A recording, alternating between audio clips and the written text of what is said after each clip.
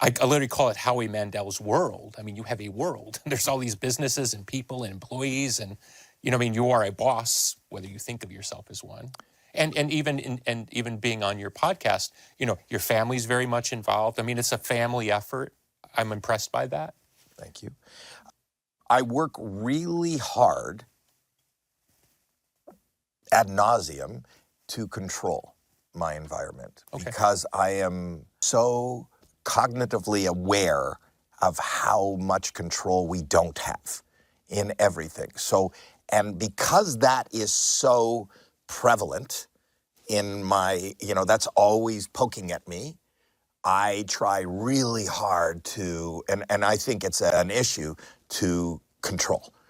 Like even, I mean, you're leaning into the fact that, I have the studios and the kids are working at my studio, but that's because I'm so afraid of working someplace else where somebody else turns on the light. It's less a sign of power than more of a sign of, I need my environment within the parameters of a certain level of control so I can feel comfortable, so I can be my best. It's not power over anybody else, but it is a sign of power. I want the power to control what goes on in my world. I always want. That's why out of everything that I do in my career, the most provocative and the place that I always want to land is a stand-up, because as a stand-up comedian, and that's where I start, like people go, you're the AGT guy, or you're the Deal or No Deal guy.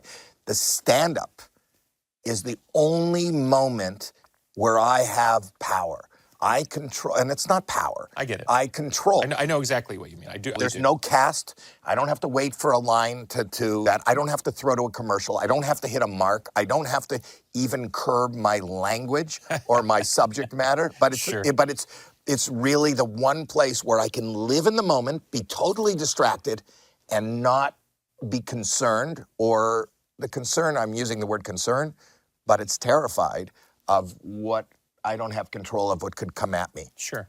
I have a theory, and this is a theory I've arrived at later in life, but almost all human behavior, at least social behavior, is defined by trauma, meaning something happens at somewhere in the early years, and then that sort of defines a patterning that persists with or without the input of what caused the trauma. Right.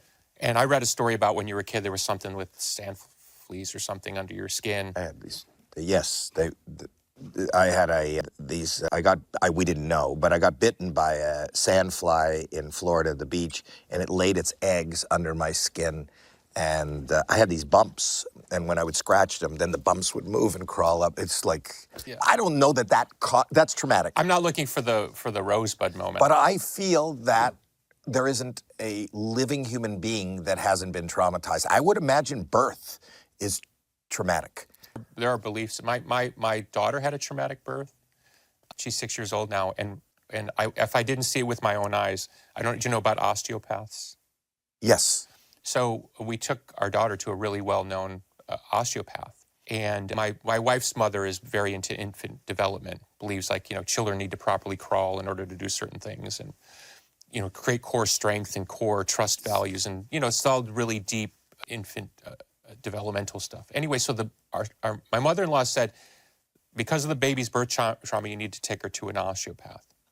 So I went along, I got this 1-month-old baby, and the gentleman laid her on the table, and he literally was touching her like this, just very gently, like nothing crazy.